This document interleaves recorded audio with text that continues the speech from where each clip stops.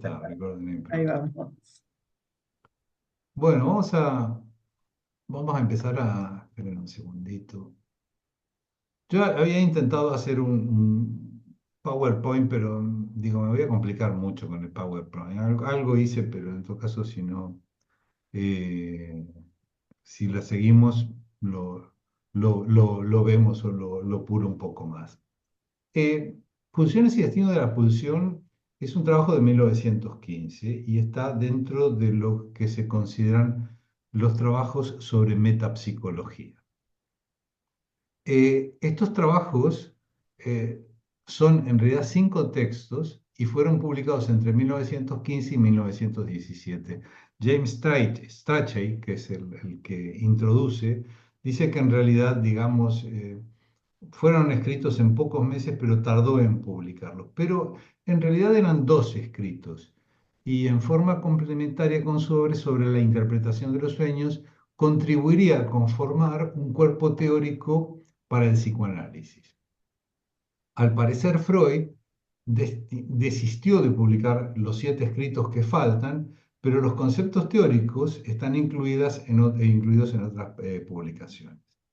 Los 5 trabajos publicados, considerados como los trabajos sobre metapsicología, son Pulsiones y destinos de pulsión, que es el que vamos a trabajar hoy, la represión y lo inconsciente. Bueno, tanto la represión como lo inconsciente ya vimos que lo estuvieron trabajando Lucía y Alfonso. Un cuarto texto que es el complemento metapsicológico a la teoría de los sueños, y el quinto es Duelo y Melancolía. Voy a insistir en el complemento metapsicológico de la teoría de los sueños porque es como una especie de compendio o de índice de textos que conforman este cuerpo teórico, digamos, cuerpo teórico. Este intento que tiene Freud en que la clínica esté apoyada en textos que son más teóricos. Podemos pensar que estos textos, más otros que se pueden encontrar en una especie de índice, que es este, el apéndice sobre los trabajos de la metapsicología, tienen como objetivo ir más allá de observaciones clínicas. Vamos a destacar también que gran parte del cuerpo teórico del psicoanálisis propuesto por Freud está contenido en muchas ilustraciones clínicas, los llamados historiales clínicos, tales como el caso Dora, el hombre de las ratas, el hombre de los lobos, el caso de Reber, entre otros. Vamos a retomar algo que ya habíamos adelantado en encuentros anteriores y que es la noción del libido. Lo habíamos pensado como un concepto relacional y no como una sustancia o un fluido, sobre todo en la medida en que el vocabulario popular nos puede llevar a pensar en algo orgánico. En este sentido, es importante señalar que, como habíamos dicho antes, los ejemplos clínicos nos ayudan a seguir avanzando en las propuestas teóricas. Tenemos que tener en cuenta que clínica y teoría no pueden ser conceptos que en psicoanálisis se han pensado en formas separadas. Pero también es importante destacar que las propuestas teóricas son construcciones que hallan su validez en la coherencia y en la solidez de sus propuestas, no en estadísticas ni en baremos estandarizados.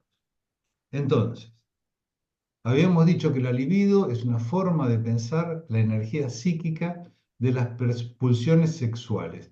Yo sexuales acá lo puse entre paréntesis, ese adjetivo lo pongo entre paréntesis porque por definición, la libido es sexual, aunque vamos a ver que Freud distingue diferentes tipos de libido, o mejor dicho, diferentes tipos de pulsión, ¿no? También habíamos propuesto empezar a la pulsión como un elemento mínimo de la libido. Sería algo así, esto es una propuesta mía, como la unidad mínima. Pero lo importante que dijimos es que es un concepto límite entre lo psíquico y lo somático. Y esto sí aparece en este texto claramente definido. Vamos a hacer una aclaración que está vinculada a las traducciones de la obra de Freud. En general, se consideran como las mejores versiones las traducciones al castellano. Las traducciones al francés han sido muy criticadas. Es más, creo que ahora hay nuevas propuestas de traducción al francés. Si bien es cierto que lo mejor para abordar un texto teórico sería leerlo en el idioma original, yo creo que el alemán es una lengua bastante compleja, más complejidad de psicoanálisis para leerlo, ¿no? Pero resulta ser que la primera traducción que se hizo de las obras completas de Freud es la que se conoce como la versión López Ballesteros, porque el traductor se llamaba Luis López Ballesteros. Fue traducida directamente del inglés. La primera traducción que se hizo del alemán fue al inglés. En esa versión se tradujo el término Trieb, que en castellano se traduce como pulsión, como instinct en inglés. No era la traducción correcta, ya que instinct en alemán es instinct con mayúscula, K-I-T. Entonces, vamos a la etimología en francés del término pulsión. La primera vez que aparece esa palabra es en 1572, con la idea de empuje. Esto nos va a poder ayudar a entender por qué se tradujo el término de esta manera. Luego, en 1738, aparece como la idea de propagación de un movimiento en un medio fluido elástico. Y llegamos hasta 1949 en que se propone el término para el psicoanálisis. Pero el origen en latín es el de empuje. Viene de pulsio, acción de empujar. Dijimos en otras ocasiones que Freud no escapaba al pensamiento de su época y que además era médico. En ese contexto, para introducir este concepto, recurre a la fisiología y a la idea de estímulo, pero no en términos de estímulo y respuesta, como podría proponer la escuela norteamericana, representada por Watson, que, dicho sea de paso, Watson propone esta teoría, digamos, de estímulo-respuesta prácticamente en la misma época en que Freud está escribiendo estos trabajos sobre metapsicología. Por ejemplo, hablando de estímulos y respuestas. Si acercamos una llama a una mano, esta va a retirarse. El estímulo es el calor y la respuesta es la contracción del músculo en la parte del cuerpo expuesta. Entonces, como primera propuesta de definición de la pulsión sería, importante el uso del condicional, acá cuando lo dice Freud, un estímulo para lo psíquico, pero no lo es, porque vamos a encontrar dos grandes diferencias. La primera es que no proviene de una fuente exterior, sino del interior del propio organismo.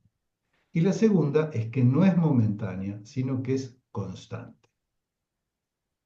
En cuanto a que proviene del interior, vemos que no es posible la huida. O sea, si proviene del exterior sería retiro la mano o apago la llama o me voy.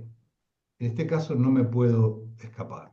Este punto nos habla de necesidad en lugar de estímulo, y aquello que va a cancelar esa necesidad va a ser la satisfacción. Esa satisfacción, dice Freud, solo puede alcanzarse mediante una modificación apropiada a la meta, adecuada, de la fuente interior de estímulo. Esto está en la página 114 por si quieren verlo.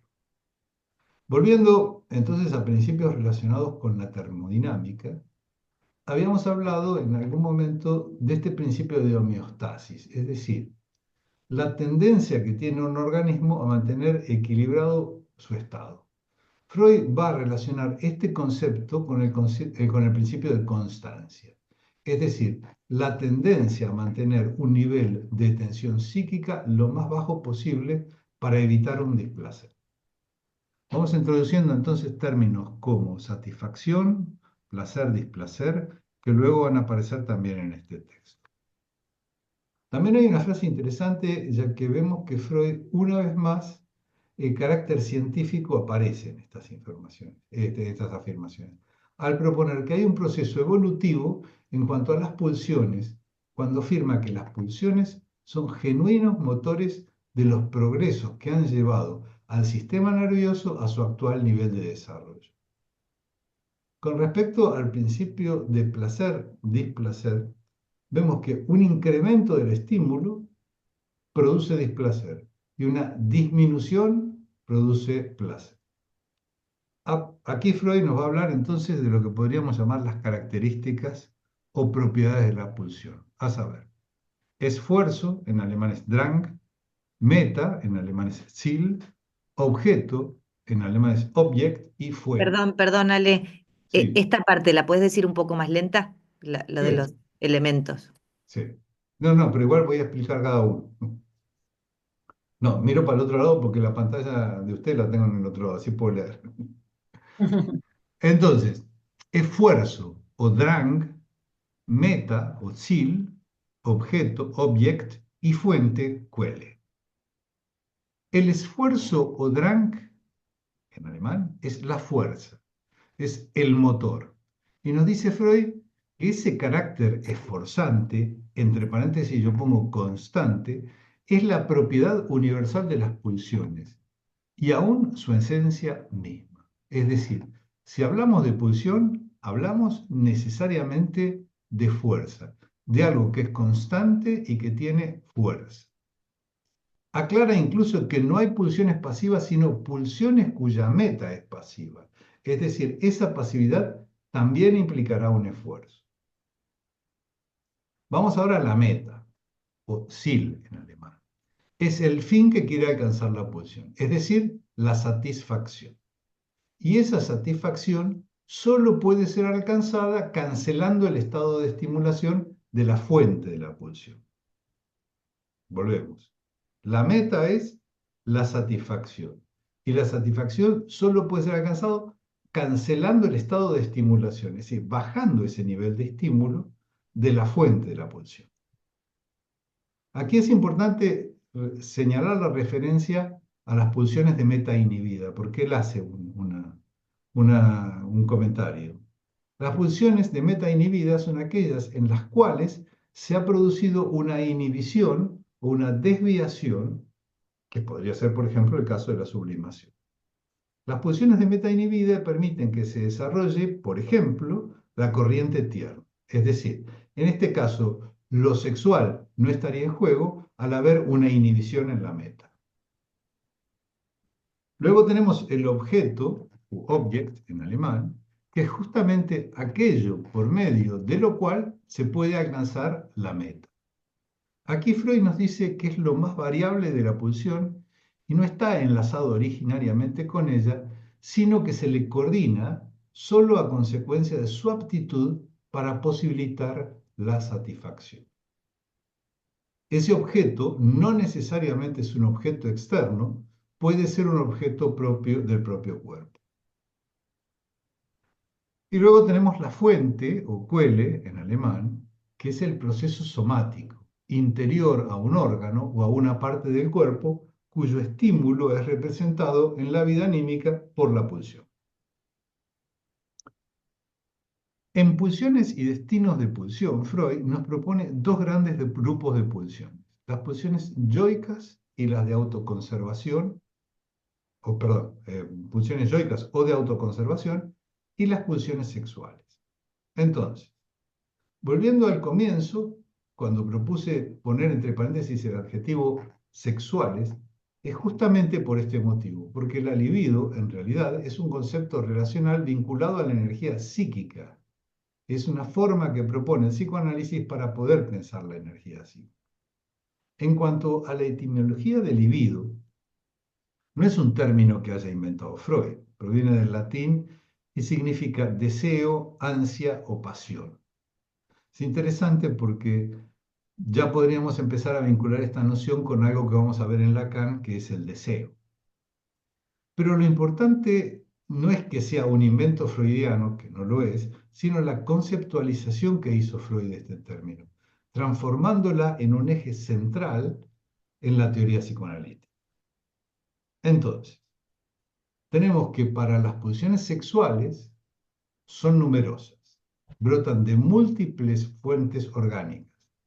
Al principio actúan con independencia unas de otras, y dice Freud, solo después se reúnen en una síntesis más o menos acabada. Sí, quiero hacer un señalamiento.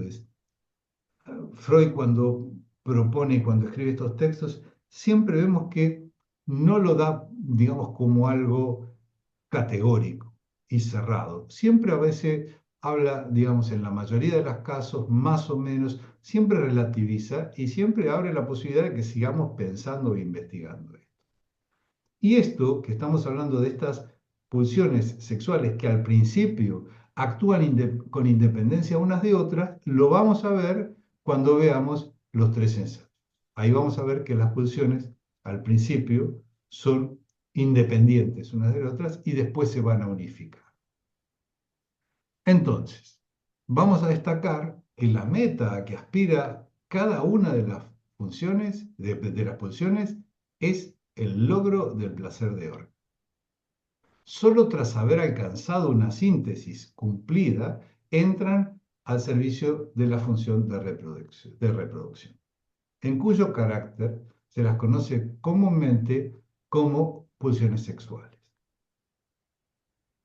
Otro aspecto importante, que ya ha sido referido en Introducción del Narcisismo, es que se apuntalan en las pulsiones de conservación. Podríamos decir, o podríamos pensar esto, mejor dicho, porque el lactante, en ese estado de necesidad, al tomar el pecho, sacia su necesidad, pero también encuentra una fuente de placer. En este sentido, Freud señala que las pulsiones sexuales se apuntalan en las de autoconservación o de conservación, en este caso no serían de auto porque le están dando el pecho. Otra característica es que pueden ser reemplazadas unas por otras y cambian de objeto con facilidad. Esto abre también la vía a la sublimación. ¿Qué sería la sublimación? Es dar un fin socialmente aceptado a una pulsión sexual. A partir de definir las pulsiones sexuales, vamos a pasar a los destinos de la pulsión. En este texto solo se habla de dos destinos. Los otros dos son tratados en otros textos. Nosotros ya hablamos de la represión y también hablamos de lo inconsciente, ¿no? Pero hay algo que también podríamos señalar que en un párrafo es que señala que los destinos de pulsión pueden ser presentados también como variedades de la defensa contra las pulsiones. Es decir, el destino que se le da a una pulsión podríamos pensarlo como esta defensa ante algo interno que empuja y que en algún momento puede ser vivido como peligroso. Entonces, en los destinos que se tratan en este texto son dos. Uno es trastorno hacia lo contrario y el otro es la vuelta hacia la propia persona. En el primer caso, el trastorno hacia lo contrario, aparecen dos procesos diversos. La vuelta de una de las pulsiones de la actividad a la pasividad y el trastorno en cuanto al contenido. En el caso del trastorno hacia lo contrario, vemos que en cuanto al destino de la pulsión, habrá un cambio en cuanto al objeto y no a la meta. Los ejemplos que da Freud están vinculados a el par sadismo-masoquismo y voyeurismo-exhibición. Con respecto al masoquismo, en relación al sadismo, vemos que el masoquismo es el sadismo sobre la propia persona. En este caso, el del trastorno hacia lo contrario, vemos que hay una vuelta de la pulsión de la actividad a la pasividad. Ahí Freud nos propone entender al sadismo como una acción violenta en una afirmación de poder dirigida a otra persona como objeto. En el proceso de vuelta hacia lo contrario, el objeto es resignado y sustituido por la propia persona. Con la vuelta hacia la propia persona, se ha consumado también la meta pulsional activa en pasivo. Luego, se ha de buscar un nuevo objeto en una persona ajena. Ahí sería una posición masoquista para buscar un sádico. Tanto aquí como en el caso hacia la persona propia, amor-odio, vemos claramente elementos claves como sujeto y objeto. Todo este desarrollo ha dado lugar a lo que la escuela inglesa trabajará después como la teoría de las relaciones objetales. Pero volviendo al sadismo, Freud propone un sadismo originario que consiste en pulsiones agresivas que están presentes desde el comienzo.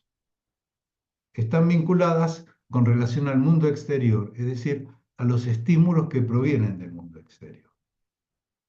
En el caso del voyeurismo y exhibicionismo, hay diferencias, ya que Freud no propone un voyeurismo primario.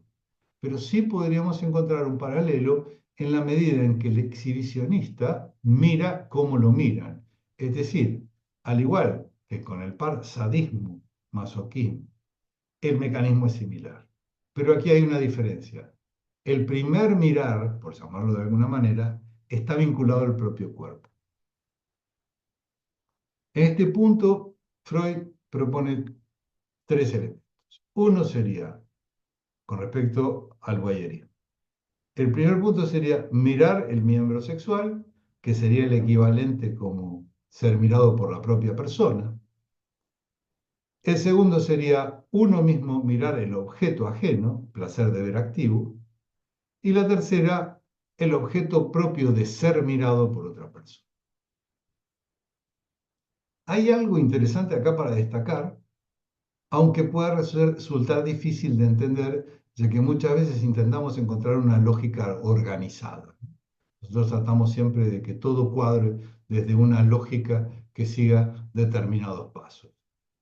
Y me estoy refiriendo a un párrafo en el cual dice Freud que todas las etapas de desarrollo de las pulsiones, tanto la etapa previa autoerótica cuanto las conformaciones finales activa y pasiva, subsisten unas junto a las otras.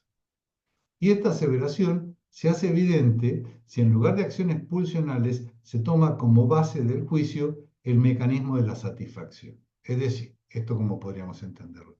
No es que hay primero un activo, otro pasivo, sino que se pueden dar activo-pasivo en el mismo momento. Y este cambio puede suceder en la misma forma, porque en realidad lo que prima aquí es la satisfacción. Además de señalar el concepto de ambivalencia también, citando a Bleuler, no sé si te acuerdan, era el que había hecho la comunicación preliminar con Freud, que le permitiría ser más flexible a la hora de analizar el primado de determinadas pulsiones. Y en este punto, Freud retoma el concepto de narcisismo. El narcisismo es un texto previo que Freud publica un año antes, en 1914. Muchas veces escuchamos el título de ese texto como Introducción al narcisismo, pero en realidad no es al, sino del narcisismo. Freud introduce el concepto de narcisismo en su teoría libidinal. Entonces no es que nos introduce al narcisismo, sino que esta idea del narcisismo es introducida en la teoría libidinal. ¿En qué consiste el narcisismo? Lo vuelve a definir aquí en Pulsiones. En dar un estatuto de objeto libidinal al propio cuerpo. En este sentido, lo define como una fase temprana del desarrollo del yo, durante el cual sus pulsiones sexuales se satisfacen de manera autoerótica. ¿Por qué vuelve sobre el narcisismo? En primer lugar, porque el mirar, o podríamos llamarlo también como la pulsión escópica, en un primer momento está vinculado al cuerpo propio, y Freud lo califica aquí como una formación narcisista. Lo mismo sucede con la posición de sadismo originario, es decir, son del orden del narcisismo primario. De ahí que concluya que los destinos de la pulsión, que consisten en la vuelta sobre el yo propio y el trastorno de la actividad en pasividad, dependen de la organización narcisista del yo y llevan impreso el sello de esta fase. Nos queda entonces el último de los destinos abordados en este texto, que en esta parte lo llama transposición de amor en odio. El vocabulario popular siempre nos decimos que amor y odio son dos caras de la misma moneda. Pero aquí Freud nos señala que la transposición de amor en odio son mecanismos que tienen las características de estar dirigidos simultáneamente al mismo objeto. Volvemos a pensar en esta palabra que citaba con respecto a Bleuler, ambivalencia. Aquí Freud nos vuelve a proponer tres opciones: amar, odiar, amar, ser amado, y en forma contrapuesta, la indiferencia. Vuelve a proponer tres opciones: sujeto, objeto, que estaría en el mundo exterior, placer-displacer y activo-pasivo. Por un lado, vemos que el sujeto en un primer momento está investido, es decir, está cargado libidinalmente por pulsiones. Y en parte es capaz de satisfacer sus pulsiones en sí mismo. Sería la parte, digamos, o la fase autoerótica del narcisismo. Pero al ser una etapa autoerótica, el yo no necesita el mundo exterior, pero le llegan estímulos y objetos derivados de las pulsiones de autoconservación. Bajo el imperio del principio del placer, se consuma dentro de él un ulterior desarrollo. Recoge en su interior los objetos ofrecidos en la medida en que son fuente de placer. Los introyecta. Fíjense que acá aparece otro término que después, digamos, van a aparecer en la escuela inglesa y en la teoría de las relaciones objetales. Esto de introyectar y de proyectar. Tenemos entonces un yo realidad inicial que ha distinguido el adentro y el afuera.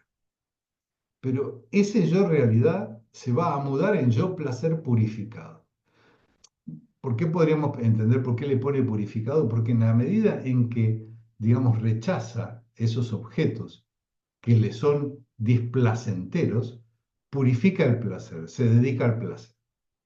Entonces pone el carácter de placer por encima de cualquier otro. Freud dice en ese momento, el mundo exterior se le descompone en una parte de placer que él ha incorporado y en un resto que le es ajeno. Y del yo propio ha segregado un componente que arroja al mundo exterior y lo siente como hostil. Tendríamos entonces el yo sujeto, que coincide con el placer, y el mundo exterior, que coincide con el displacer. Y aquí aparece esta fuente de mudanza de amor y odio. Tal vez podríamos pensar que esa sería, digamos, la fuente de por qué algo que es amado se puede transformar en odiado. Lo exterior es odiado, pero si se convierte en fuente de placer, es amado. Esta es la última parte del texto, me parece que aparte da para pensar mucho y que también lo podríamos enganchar y lo podríamos retomar en un momento dado cuando veamos un texto que también forma parte de los trabajos de metapsicología y que para mí también es uno de los textos así como muy importantes en la teoría psicoanalítica, que es Duelo y Melancolía. ¿Por qué? Porque ahí estamos hablando de esa pérdida del objeto, ¿no es cierto? Y cómo se puede procesar psíquicamente la pérdida de un objeto. ¿Por qué eso lo relaciono con este tema de amor-odio? Porque cuando uno pierde un objeto, ¿no es cierto? Ahí podríamos pensar en tres momentos un poco del duelo, que uno sería, digamos, esta primera conmoción, ¿no es cierto? Y la negación, y después hay un proceso, digamos, de enfado o de cabreo por esta pérdida que estamos teniendo, y después aparece la elaboración o la aceptación de esa pérdida del objeto. ¿Por qué yo lo relaciono con esto? Lo relaciono con esto porque aparecen en este texto conceptos como muy claves en la teoría psicoanalítica. Básicamente con esta cuestión de la posición del sujeto con respecto al objeto. Aparecen también estos otros mecanismos, ¿no? Aparece la defensa, como les decía. Pero, ¿por qué decía esto? Porque cuando hablamos de amor-odio, fíjate que yo siempre hago este señalamiento. Cuando se muere una persona, se nos muere un ser querido, no solamente personas, podemos hablar también de la muerte de una mascota, que son los duelos a veces no autorizados, son como prohibidos, ¿no? Sufrir o llorar por la muerte de una mascota o de un animalito. Incluso también he escuchado hablar de la muerte de una ex o de un ex, o la muerte de un amante, que no se puede, digamos, tiene que estar sufriendo pero no puede manifestar ese duelo. Pero claro, ante la muerte no tenemos opciones. Pero ¿qué pasa cuando hay una separación y hay una pérdida de objeto en una separación? Ahí es donde vemos bien claramente que el amor se transforma en odio. Sería como la contrapartida, digamos, de ese primer periodo de enamoramiento donde, bueno, todo lo positivo en realidad queda como destacado y lo negativo queda, digamos, como por debajo, pero eh, cuando hay una separación, la única forma de poder elaborar esa pérdida del objeto es destacando la mala persona que es el que se separó, la que se separó de mí, ¿no? Es decir, esa persona en realidad lo odio o la odio, ¿sí? Es decir, es una forma en que se transforma ese amor, digamos, en odio. ¿Por qué? Porque ese objeto ya no produce placer, produce displacer. Entonces hay que transformarlo en odio. Esto lo pensaba yo un poco con el tema de, de esa transformación. Eh, Más o menos hasta aquí llegué y no sé si quieren que abramos y que discutamos un poco todo esto, porque es como un material como demasiadas cosas aparecen aquí.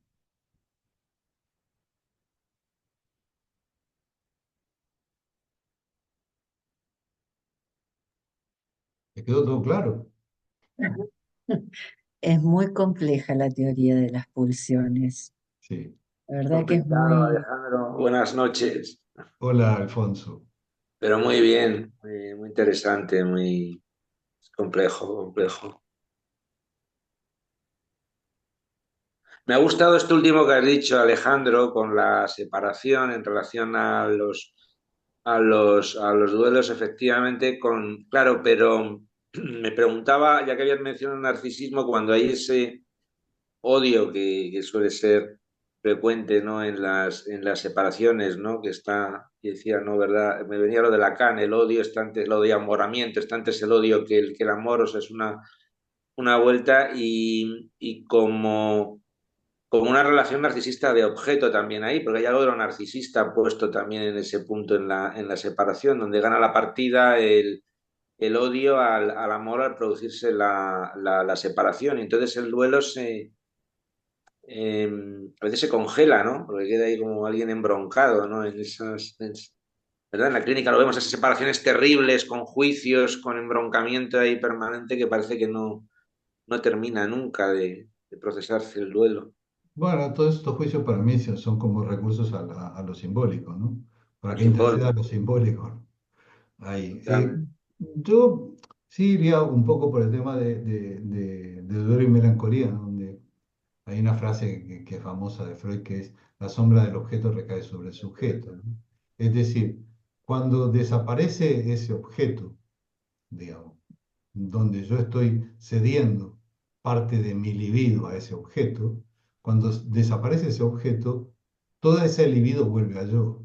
Sí, Por eso es una posición narcisista, ¿no?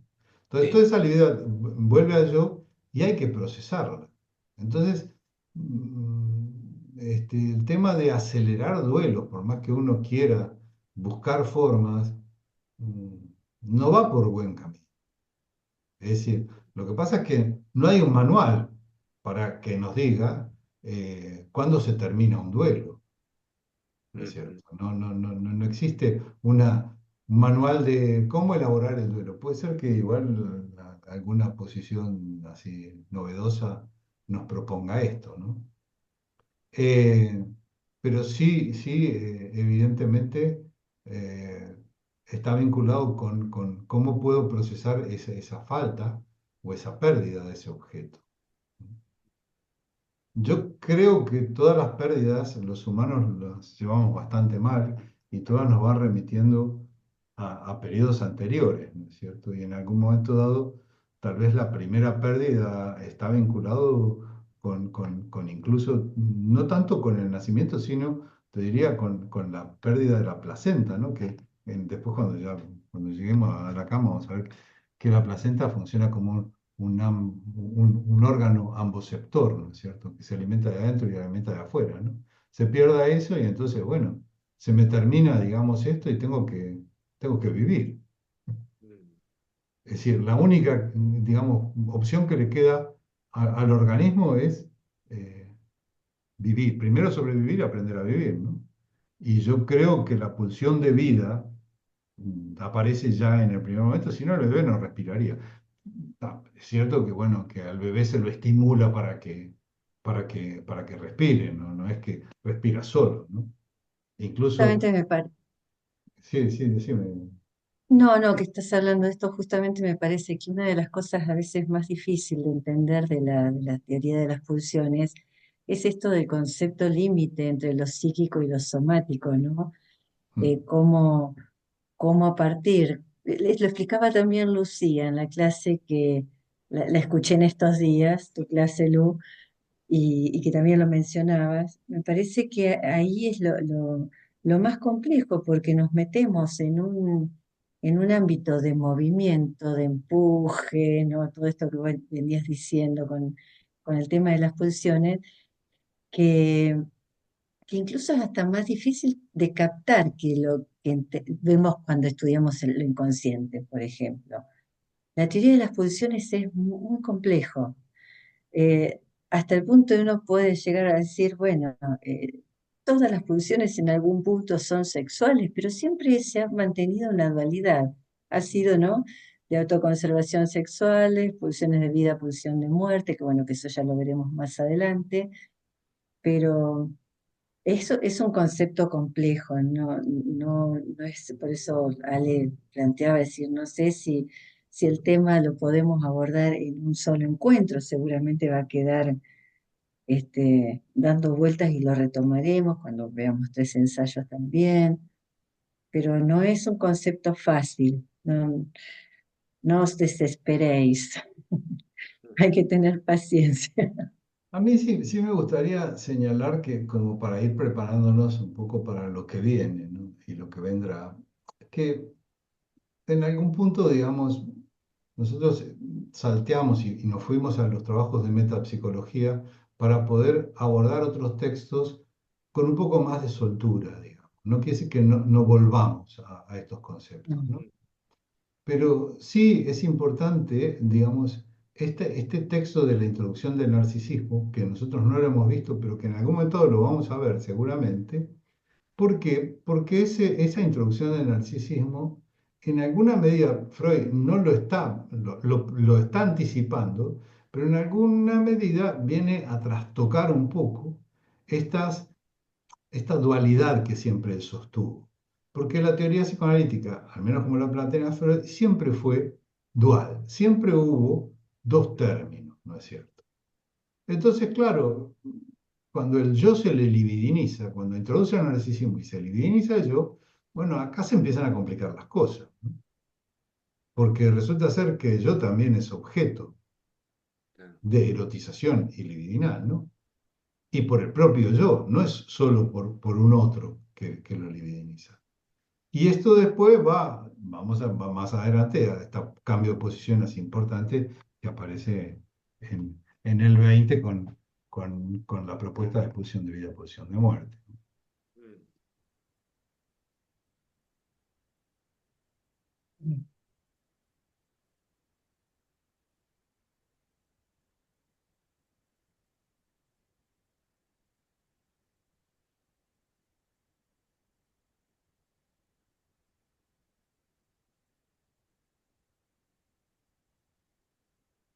Yo quería decir una cosa de esto último que has dicho sobre el duelo. Has mencionado, bueno, decías, separación del objeto tras una pérdida. El amor se transforma en odio, pero se queda ahí, o sea, se queda en el odio o se trabajaría en ese odio Depende de lo que te haya para, hecho. o sea, ¿cómo lo abordaría esto ahí? ¿O cómo se aborda en Yo terapia creo psicoanalítica? que en las separaciones amorosas, afectivas, digamos, pero no solamente esas, ¿eh? Incluso cuando hay un grupo de amigos y dos amigos se pelean, ¿no? O hay traiciones, ¿no es cierto? son recursos como para poder enfrentarse con una pérdida, ¿no? Con una pérdida de amor. Ahora, si después se va a poder acomodar y uno podrá reelaborar eso, bueno, eso va a depender de cómo uno elabore ese duelo, ¿no?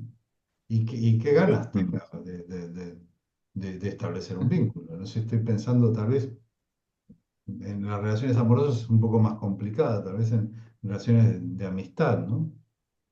Eh, Incluso Ale, en la clínica con adolescentes, el odio, ¿no? El odio hacia los padres es separador, ¿no? A veces los padres vienen muy, digamos, preocupados por los conflictos que tienen con sus hijos adolescentes, porque, digo, preocupados en el sentido de esto, ¿no? De parece que me odia, como si eso fuera algo negativo, pero me parece que justamente el odio, en ese caso, muchas veces, no digo siempre, pero tiene como una función así que posibilita la separación, o sea, es lo que posibilita justamente que se dé un proceso necesario que implica una pérdida, porque implica una pérdida de lo que el niño deja de ser para esos padres y al mismo tiempo, digamos, posibilitador de una separación que es necesaria para que de niño se devenga, digamos, adulto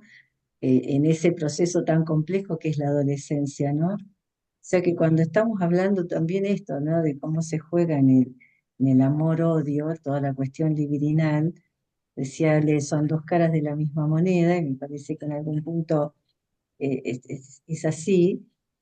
Lo que pasa que, bueno, que siempre es mucho más fácil de llevar el amor que el odio, ¿no?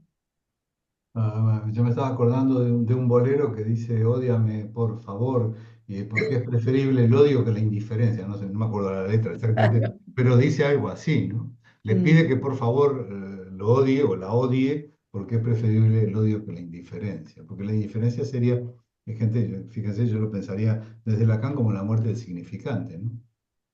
claro, La indiferencia. claro. Lo que pasa es que, bueno, sí, con respecto a la adolescencia, bueno, cuando aparece un adolescente como muy rebelde o muy cuestionador, yo muchas veces digo que, bueno, que en realidad son recursos que tiene como para poder, digamos, enfrentarse con algo muy complejo, ¿no? Que es con la Mm, llegada de la adolescencia y de la pubertad, se reviven todas estas problemáticas, toda esta dinámica edípica con dos agravantes, ¿no? El primero es que puede consumar el incesto y segundo que puede matar al padre, ¿no? Entonces, en mm, alguna medida, tiene que tomar distancia, ¿no? Y tiene que alejarse, ¿no? mm, Por eso aparece, digamos, siempre el adolescente cuando el padre o la madre lo quiere abrazar y que esto, salí, no, déjame tranquilo, que esto, es decir, no me toques porque no mm, me puedes tocar, me necesito separarme. mm. Pero bueno, yo creo que eso forma parte también como de un proceso de separación, ¿no? Pero el odio además está montado sobre la propia pulsión agresiva, el eje de la frustración, rabia, agresividad, y entonces se dimana el punto del odio, porque a veces, incluso en la clínica se ve que realmente la aparición de decir te odio u odio al otro queda como evitada y lo que está es intentando, realmente lo que está rabioso, está rabioso, frustrado, ¿no? Con relación al otro y a veces hay que ayudar incluso a poder formular ese sentimiento de odio que está ahí, que aparece y que tiene un punto de elaboración, por ejemplo, en los adolescentes, porque están rabiosos, o sea, hay una frustración, hay una rabia que va, me está acordando de la película esta de Rebelde sin causa, ¿no? Estas películas donde hay personajes que están realmente enrabietados, ¿no? De alguna forma, con una frustración Bueno, muy... hablando de clásicos, cuando estabas hablando de eso, yo me acordé de una escena de un clásico de cine italiano que se llama Matrimonio a la Italiana, con, Sí, sí, con Sofía Loren Sofía y Loren. Marcello Mastroianni, que si no la han visto, yo las recomiendo porque realmente es una joya esa peli. Y ella es una prostituta que tiene 5 hijos de distintos padres y y él es el que la mantiene a ella, ¿no? Marcelo Mastroianni. Y ella le dice que uno de los hijos es de él, pero no le va a decir cuál, porque si le dice cuál, lo va a tratar con deferencia. Entonces hay una escena donde ellos se pelean, se putean, pero se odian así y se empiezan a golpear y trastabillan, se caen y se besan Sí, apasionadamente. Realmente es exacto. una escena realmente de las memorables del cine universal. Ahí fíjense que ahí aparece bien claramente esta ambivalencia amor-odio. Lo que pasa es que, bueno, que el tema de este primer momento, donde, bueno, que lo dice Freud aquí, donde aparece, digamos, un mundo, digamos, interior, digamos, del niño, del sujeto, como decir ahora, pero en realidad es un bebé, es un niño, donde, digamos, en esa etapa del autismo se puede satisfacer a sí mismo. Incluso, digamos, cuando hablaba de las pulsiones que tienen, digamos, un apuntalamiento o de conservación con las sexuales, es porque en alguna medida ese estado de necesidad que necesita el niño de la madre y necesita el pecho, o del cuidado incluso, no necesariamente del pecho, asocia el hecho de satisfacer, digamos, esta necesidad biológica o física con un placer, digamos, ¿no? Entonces, claro, eso también hará que en algún momento dado él pueda obtener ese placer de manera autoerótica. ¿Y cómo es el autoerótica? Podría ser el chupeteo. El chupete, fíjense que cuando el bebé se pone nervioso y se angustia, le pone chupete, se pone a chupetear y se calma, ¿no? A veces. A Depende ver, del bebé. Depende del bebé. Entonces, claro, ¿qué pasa? Ahí Freud dice, hay estímulos que vienen del exterior, ¿no es cierto? Hay un estímulo que es el pulsional, que viene del interior, entonces sí, el pequeño infante va a resolverlo, pero va a haber estímulos que vienen del exterior y con eso podríamos pensar, qué sé yo, cómo conoce, los que tienen hijos lo tienen más claro, ¿no? Que tienen sobrinos cercanos, cómo el bebé conoce, ¿no es cierto? Cuando es muy pequeño, ¿no es cierto? Cómo descubre el mundo y está como ávido de descontrolar cosas. Y hay cosas que le van a gustar y hay cosas, y obviamente que lo primero que hace es llevárselo a la boca, porque es la fuente de placer, ¿no? Entonces, después de ahí, de ese momento, en algún momento va a haber cosas que realmente, de estímulos del mundo exterior, que los va a pensar como no positivos, y ahí sí aparece este tema del odio, digamos, de ese Por eso, en ese punto es donde yo creo que Freud señala que está vinculado con esta posición narcisista primaria, ¿no es cierto? Entonces ahí sí va a haber. Esto también nos puede ayudar a entender un poco este tema porque cada vez que yo leí este tema recordaba un poco la teoría kleiniana, ¿no? Del objeto bueno, el objeto del pecho bueno, el pecho malo, digamos, ¿no? Que a veces a Melanie Klein la tenemos como medio olvidada, pero a mí me parece que estaría bueno por empezar a leerla, Melanie Klein, porque es una mujer bastante interesante las propuestas que hace ella, ¿no?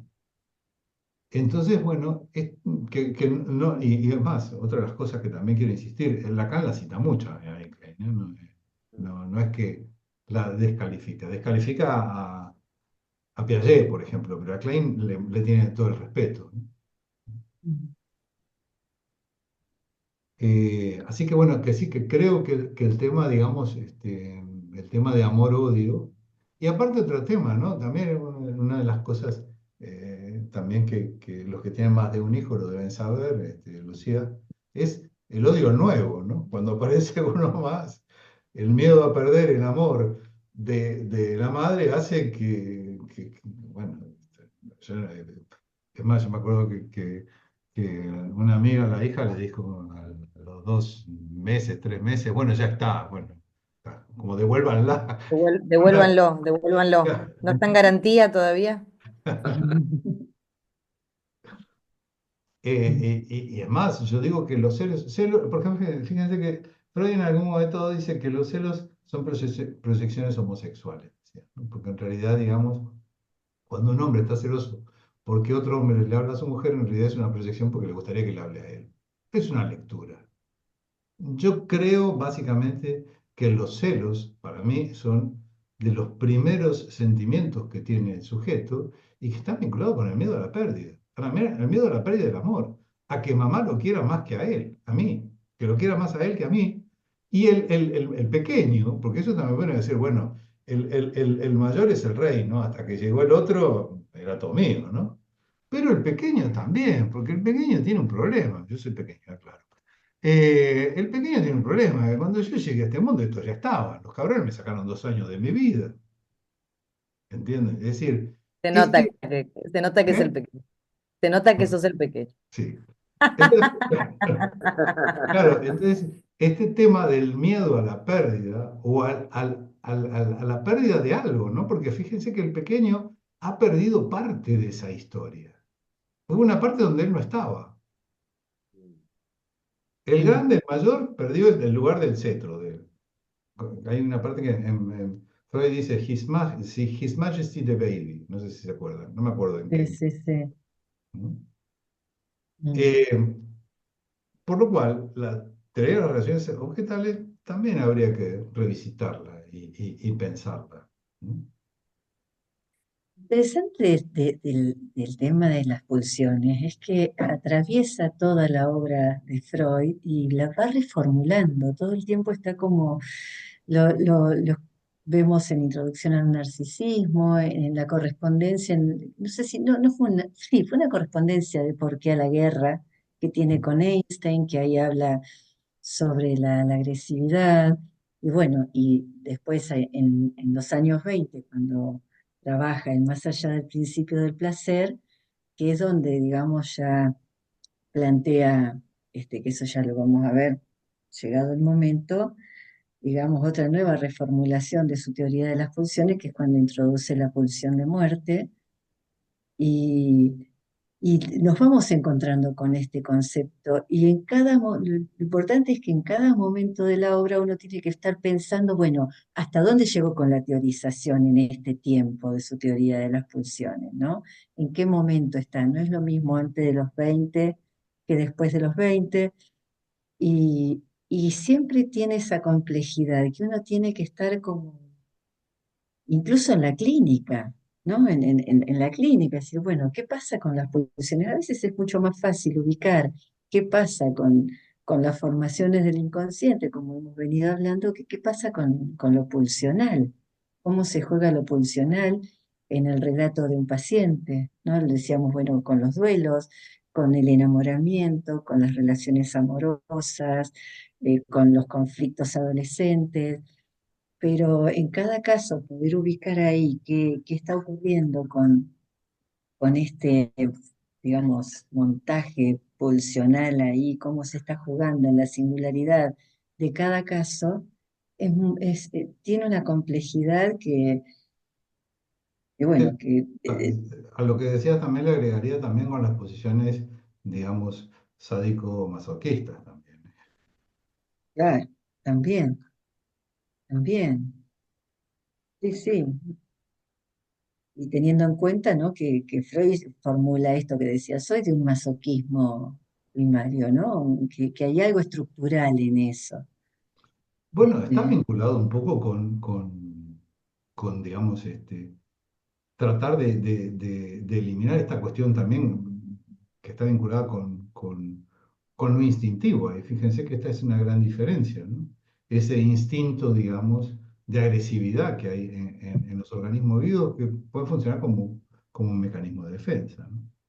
Pero creo que en algún punto también, digamos, hay como todo un recorrido. Hay un texto que es muy importante y que también es complejo, pero que en algún momento también lo vamos a leer, que es El malestar en la cultura. El malestar en la cultura es un texto que realmente sigue teniendo vigencia. Uno lo lee, digamos, pues este tipo, como hace más de 100 años que escribió esto, o 100 años, debe ser, no me acuerdo, no es del 29, todavía no hace 100 años que lo escribió y no pudo haber tenido tanta cabeza. También es cierto que lo escribió entre medio de 2 guerras mundiales. mm. Y otro texto importante en donde también trabajan estas cuestiones, en Pegan un niño, ¿no? Que ahí, ese es otro texto de la obra de Freud que es crucial para poder entender las fantasías, bueno, lo que después Lacan formula como el fantasma, Mm. ¿no? Fantasma fundamental. Es muy vasta la obra de Freud. Nosotros en este Yo una seminario cosa, de introducción queremos, digamos, postular o plantear cuestiones, el ABC, pero vamos avanzando y siempre aparecen cosas nuevas. Yo lo que quería señalar es que, porque a mí me tocó en este seminario dar las primeras clases, las primeras épocas, los estudios sobre la histeria y todo esto, y estamos hablando de 1895, y ahora estamos hablando de 1915. Pasaron Pasaría. 20 años. Claro. Tengamos en cuenta esto, es 20 años de estudio, de trabajo, mm, de formulaciones teóricas, de análisis de historiales que le permiten a Freud ir, y se propone en este momento, crear un cuerpo teórico que pueda dar, digamos, una consistencia a esta teoría.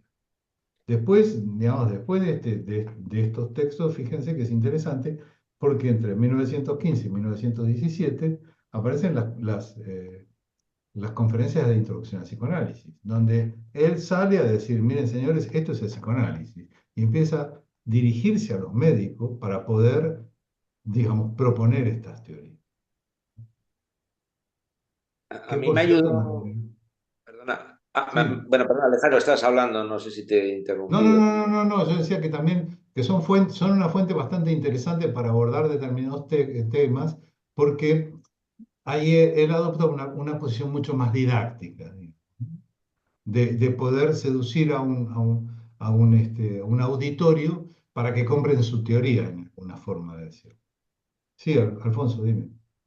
A mí vamos, me ayudó en su momento con el concepto de pulsión, porque se le daba vueltas, ¿no? Efectivamente, eso entre lo somático y lo psíquico, pero luego con Lacan y la fórmula del fantasma, ¿no? Me ayudó un poco a articular la cuestión de la pulsión, porque claro, decimos, bueno, ¿qué diferencia hay entre el instinto animal, donde no puede haber una construcción, en principio fantasmática o de fantasía, y una construcción de fantasía o un guión imaginario que nosotros podemos construir de tipo erótico, en un sueño, como sea, donde sí se articula ahí una cuestión que tiene que ver con la pulsión, digamos? Lo que pasa es que, bueno, la complejidad vendría luego de cómo se produce ese engranaje desde el bebé con las pulsiones parciales, las orales, o sea, cómo se va eso articulando hasta la construcción de un fantasma que está, o de una fantasía inconsciente guiada por un movimiento que entonces ahí Freud no podía utilizar, digamos, como instinto, sino que tenía que ser otra cosa lo que lo engranara, ¿no? Entonces, no sé, a mí aquello me sirvió un poco porque es un concepto que era complejísimo de entrada cuando yo la primera vez que tomé contacto con el derecho, la primera lectura que yo hacía, claro, de Freud eran las de López, lo primero que leí es de López Ballesteros, más aquí que lo había traducido en español Luis López Ballesteros, donde venía instinto, ¿no? Pero evidentemente, o sea, lo hablábamos como instinto hasta que conozco luego posteriormente ya el concepto de pulsión, empecé a darle vueltas y decía, bueno, ¿cómo lo encajo? Y me vino esa cuestión de la fantasía, ¿no? De algo, ¿no? Donde en la fantasía sí que lo único que puede encajar es un movimiento ahí pulsional, no tanto instintual, entonces ya viene todos los movimientos de lo perverso polimorfo de tres ensayos, en fin, todo el dinamismo, ¿no? que pertenece a lo propiamente humano. Entonces ahí sí que encaja y no podría utilizarse como instinto, ¿no? Se me ocurría eso también. Sí, Yo creo, aparte sí, sí, dale, sí, sí, una cosita cortita, justamente la diferencia del ser humano con los animales es que ese pasaje, ¿no? De lo que podríamos pensar como instinto o pulsión, está, digamos, la intervención del otro, la Claro, intervención del gran otro. Es justamente un elemento fundamental en esa diferenciación. claro. claro. La No, no, prematurez. no nos compliquemos con el gran otro porque si no. No, hay algunas cosas que me parece que sí que son importantes señalar. La primera es que Freud creo que tenía un carácter también cientificista. Él intenta en todo momento eh, trabajar para la ciencia, ¿no? Y aparte también era, digamos, admiraba mucho a Darwin, ¿no? Y a esta teoría de la evolución de Darwin. Digo esto porque en este texto hay una parte donde dice que tal vez las pulsiones hayan sido, digamos, una evolución, ¿no es cierto? Pero para mí la diferencia más importante con respecto a lo instintivo y a lo pulsional es que lo instintivo responde a determinadas situaciones en determinados momentos y que pueden funcionar, que puedan tener que ver con cuestiones con la supervivencia, por ejemplo. El instinto de supervivencia lo tenemos todos los organismos vivos, ¿no? Pero la propulsional es algo distinto porque no se da en determinado momento, sino que es una fuerza constante. Esta es la gran diferencia, ¿no es cierto? No está en un momento, se da en un momento determinado. El ejemplo que les podría dar es cuando vemos, por ejemplo, cómo funciona la sexualidad en animales como los perros. Digo los perros porque por ahí, digamos, estamos más cercanos, ¿no? A pensar. Si una perra no está en celo y el perro quiere, digamos, montarla, quiere tener sexo con la perra lo caga a mordiscones, vamos a ser sinceros. En realidad, ¿por qué? Porque no está en ese periodo en que el organismo hace que esté dispuesta para tener sexo. El humano se pone en celo con un recuerdo. No tiene que esperar una época. Ahí dicen, bueno, sí, no, la primavera de repente, no, la primavera la ventaja que tiene es que hace un poco más de calor y uno se muestra un poco más. Entonces, la posición escópica ahí juega mucho más, ¿no? Pero los esquimales que no tienen sexo, porque yo no creo que los esquimales vayan con minifalda, que es, no sé cómo será el atuendo esquimal en el verano. Lo que quiero decir es, en algún momento, porque es un chiste que yo hago recurrentemente, yo nunca vi que un perro esté teniendo sexo con su perra y que ella le diga algo y él le diga, me cortaste el rollo, se me bajó. Eso le pasa a los humanos, ¿no? O que de repente, que la perra cuando lleguen abajo le diga, no me gusta como mi grasa la pequinesa del quinto. Y ella piense, esta noche este no fue. Eso le pasa a los humanos. Es decir, hay una cuestión simbólica que sostiene a esto pulsional que evidentemente, digamos, distingue de lo instintivo. Y el otro punto es, la función de la sexualidad, en principio, el primer fin sería sí, la reproducción de la especie. Es decir, digamos, hay que tener sexo para que la especie no se extinga, ¿no es cierto? Bueno, pero yo me hago una pregunta. ¿Por qué el humano gasta tanto dinero y tanta investigación en evitar la concepción, en métodos anticonceptivos? ¿Y por qué hay humanos que se lo pasan bien con gente del mismo sexo? Por ejemplo, si la sexualidad estuviese en función de la reproducción, en general la gente follaría una o dos veces en toda su vida, ¿sí? Pero no es el caso, ¿entiendes? Es decir, es más, intentan no tener muchos hijos, porque si no, ¿cómo lo mantienen? Sobre todo en época de crisis, ¿no? No, sí, sí, queda claro que no es la reproducción el fin primero de la sexualidad No, humana. pero sí es uno de los fines, no, no, yo no estoy negando, porque de repente hay gente que dice, no, Bueno, porque no quedamos embarazados. Y digo, pero follan, porque me hacen follan, fue difícil.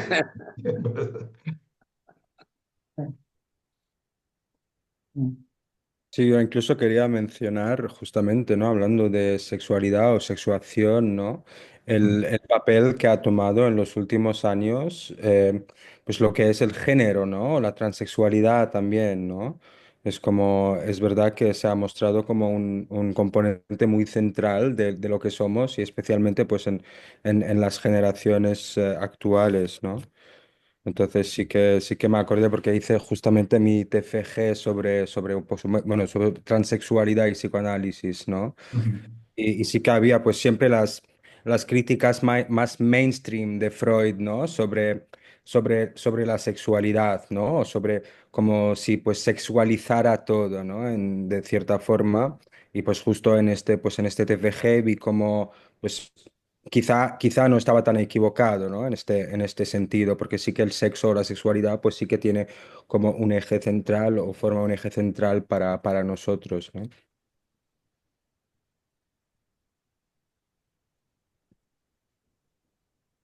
Se nos cayó Lucía.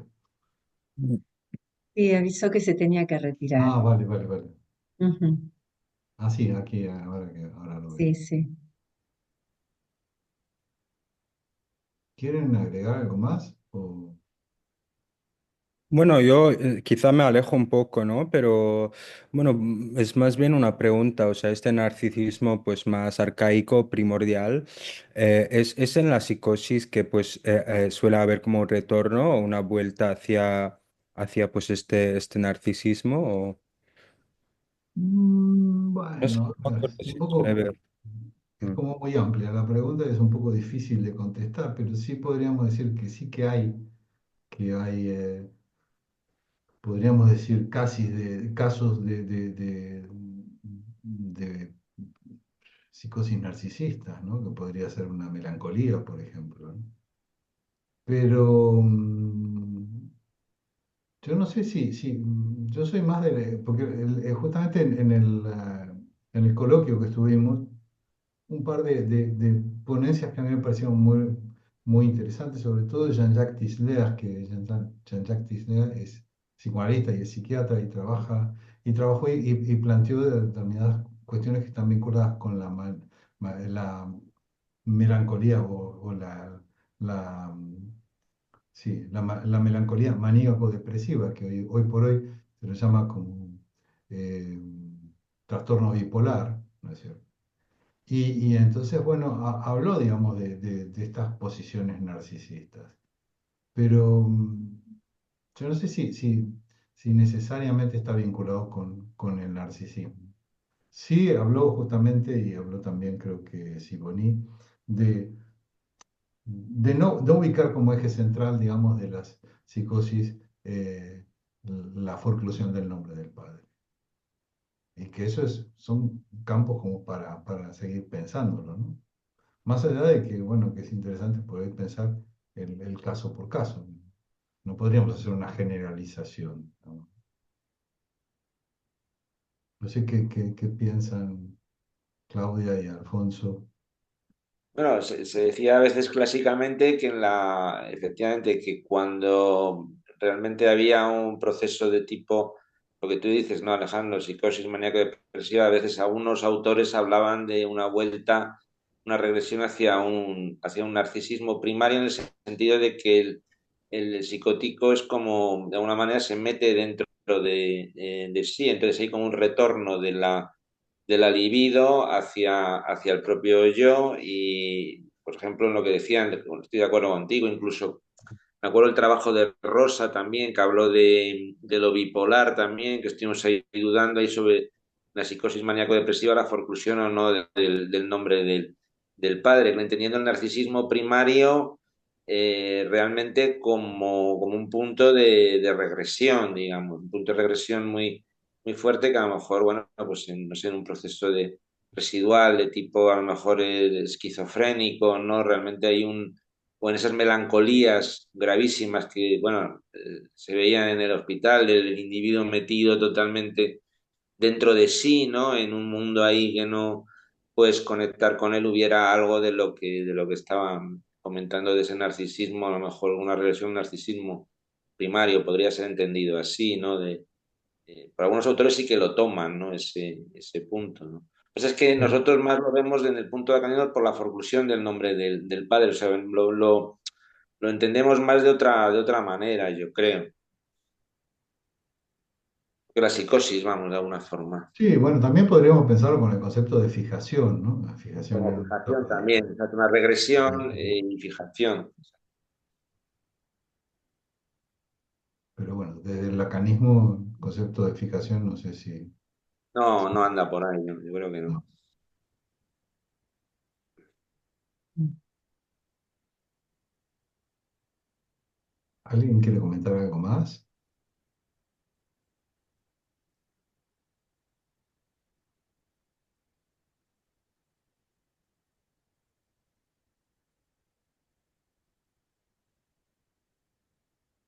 A ver, yo lo que les propongo en todo caso es, vamos a dejar digamos, el calendario como estaba, salvo que Mariana, no sé si llegas bien, todo bien, porque Mariana va a dar la clase del 19, ¿no? Entonces, Sí, yo lo... como, como valoren vosotros cómo iría mejor el orden. O sea, para mí es igual hacerla el día 19 o la siguiente fecha que toque. Yo lo Sí. que pasa es que lo que les propongo es, en todo caso, no sé si están de acuerdo, que, mm, que lean un poco, digamos, o después miren el vídeo, que tengo que editarlo y tengo tantas cosas para editar, que vean el vídeo y que vean si queda alguna duda o algo y que en algún momento dado lo retomemos, ¿no? Y si tenemos que dedicarle más tiempo, buscamos un poco más adelante, un poco lo que decíamos la otra vez con Claudia Mm. y con Lucía al principio y con Alfonso, ¿no? Que no queremos hacer cosas, digamos, un seminario enlatado, digamos. Hoy vemos esto, mañana vemos esto, esto. No. Queremos en realidad, digamos, que también ir definiéndolo a medida que vayamos, se vayan planteando dudas o dificultades. Sí, Sí, está eso, claro que quería aclarar que un poco la necesidad o la propuesta de ver pulsiones y de estudio de pulsión antes de tres ensayos, si bien tres ensayos es un trabajo bastante anterior a pulsiones y destinos de la pulsión, mm, 1908, 1909, por ahí. Eh, pero sí era importante un poco como para poder pensar un poco esta cuestión de las pulsiones, ¿no? Cómo funciona.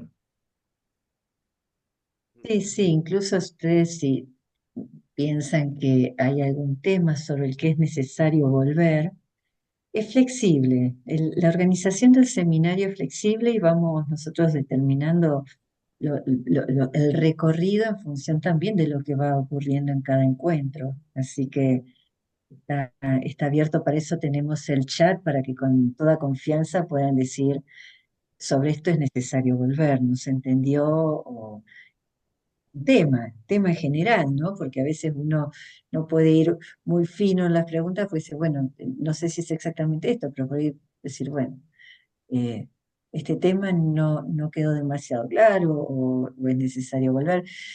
En tres ensayos sobre teoría sexual, que es el tema que nos proponemos continuar, volvemos sobre esto. Es inevitable volver sobre todo el tema de la sexualidad y la teoría de las pulsiones, como dice Alice anterior este texto, pero quizás ahí también sea una oportunidad como para, bueno, para plantear las preguntas que sean necesarias, que les haya quedado. Se puede, como quedan grabados los encuentros, se pueden volver a ver y eso quizás también agiliza la formulación de la pregunta, que a veces lleva su tiempo poder armar la pregunta, no es sencillo armar la pregunta. Sí, y otra cosa que también, esto todavía no lo hemos definido, pero también lo contemplamos, es trabajar sobre algún historial clínico, ¿no? Porque Mm. si no estamos con mucha teoría y toda la pulsión escópica de, ¿y cómo fue? Y a ver, cuéntenme, ¿y qué pasó? Todo eso no lo hacemos, que también tiene su punto, es decir, ¿cómo da cuenta Freud de su teoría a través de la presentación de casos clínicos? Mm. Eso también es algo que en algún momento propondremos. Es una buena idea. Buena idea, sí. Bueno, A mí me gustaría definir, uy, perdón, sí, no, no, Iván, dinos. que me gustaría definir en otras clases como un poco más amplio la idea de la forclusión del nombre del padre, que luego como hablar mucho, incluso en el Congreso, y no me queda muy clara la idea.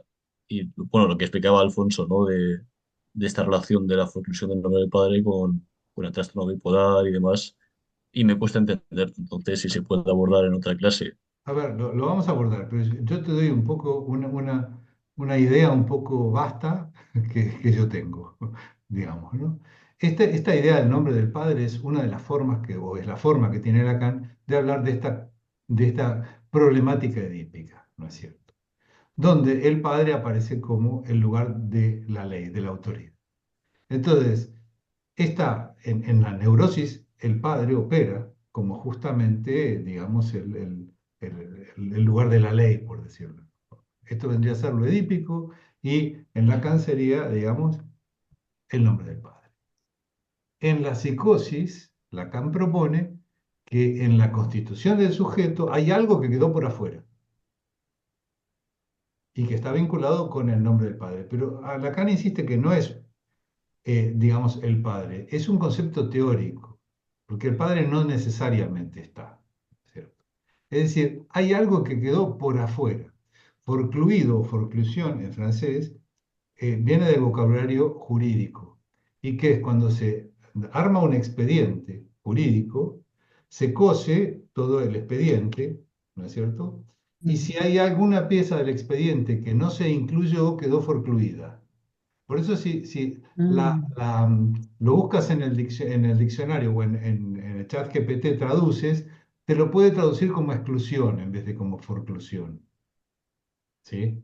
Entonces, hay algo en la constitución del sujeto que es algo organizador que quedó por afuera. Pero esto no quiere decir que el sujeto no se haya constituido. Lacan da un par de metáforas que son muy buenas. Una es un taburete de tres patas, le falta una. Por lo cual el sujeto puede ir por la vida tranquilamente y en el momento en que se apoye sobre la pata que falta, se cae. Y ahí es donde podríamos decir que desencadena la psicosis. En español, se le va la olla. ¿Sí?